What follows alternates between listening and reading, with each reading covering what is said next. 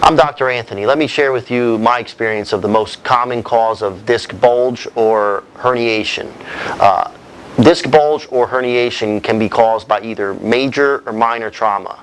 Major trauma being a car accident, a fall, minor trauma being repetitive lifting or bending or twisting, and finally your body reaches a threshold, and what happens is the disc is a good way, like I like to explain this, is that if you take a water balloon and you wrap a bunch of rubber bands around that water balloon, as you start to remove those rubber bands, that water balloon, now you want to compress that water balloon at the same time here.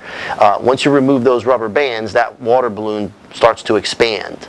And that's a good analogy of what happens with a bulge. The actual disc itself expands beyond where the adjacent portions of the vertebrae above and below, and what happens is it puts eventually pressure on a nerve, causing referred or pain that travels down into one leg or both legs possibly. A herniation, on the other hand, is when you have usually occurs from a trauma herniation. You're going to have what we call focal or directional annular tears, where the center part of the disc, there's a gelatinous substance called the nucleus pulposus, and when that center part of the disc starts to penetrate those annular fibers, eventually it penetrates all the fibers and it herniates out.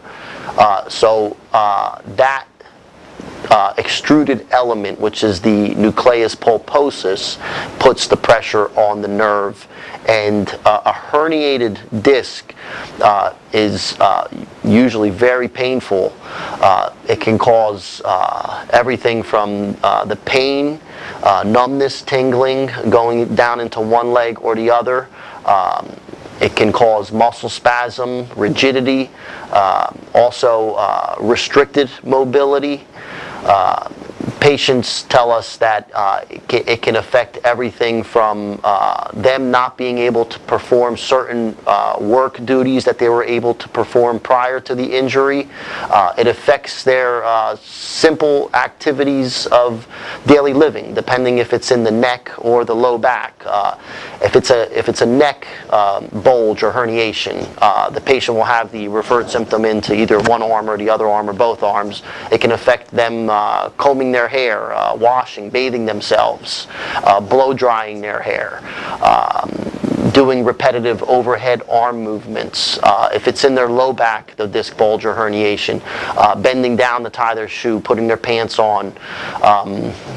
Also, the sleep, that becomes a very big problem when there's a disc herniation, because finding that comfortable position to not put extra pressure on that nerve, it can be very difficult. So loss of sleep, lack of sleep pattern, sleep disturbance, these are the type of things that are very common with disc herniation when it's in the neck or the low back.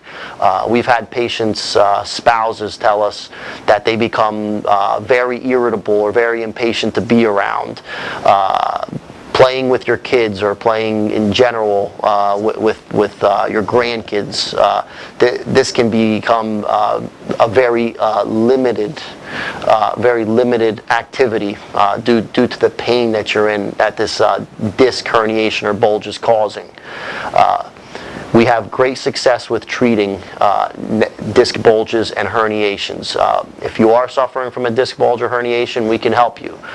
We can be reached at 215-743-5330.